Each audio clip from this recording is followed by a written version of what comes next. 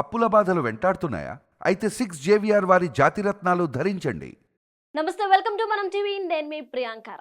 ఈజీగా సంపాదించాలనే కోరిక ఫ్యాషన్ అయిపోయింది.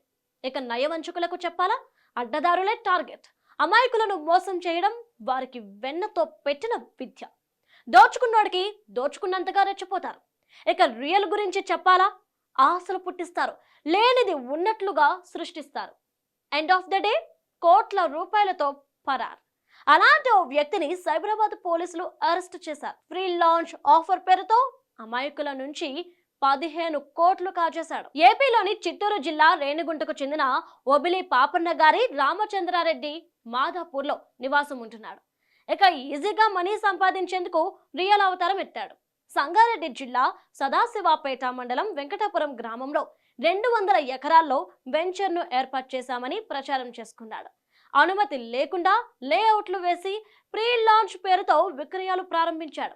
వెంచర్కు సమీపంలోనే IT corridor, regional ring and road వస్తున్నాయని, ఫలితంగా భూమి రేట్లు పెరుగుతాయని స్థానికంగా రామచంద్రారెడ్డి ప్రచారం చేశాడు. దీంతో పాటు ప్రజల నుంచి డబ్బులు రాబట్టేందుకు పెద్ద ప్లానే వేశాడు. సంస్థలో పెట్టుబడి పెట్టిన వారికి నెల నెల వడ్డీ చెల్లిస్తామని కొంతమంది నుంచి డబ్బులు వసూలు చేశాడు. ప్లాట్లు రిజిస్ట్రేషన్ చేయించుకున్న వారు తిరిగి అమ్మాలనుకుంటే చదరపు గజానికి 10,000 రూపాయల చొప్పున చెల్లిస్తానని కూడా నమ్మబలికాడు.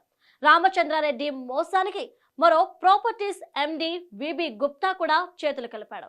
ఇతర మార్కెటింగ్ ఏజెంట్లతో కలిసి దాదాపు 50 మందిని మోసం చేశారు. బాధితుల నుంచి 15 కోట్ల రూపాయలు వసూలు చేశారు. 3 ఏళ్లు గడుస్తున్నా తిరిగి డబ్బులు చెల్లించలేదు.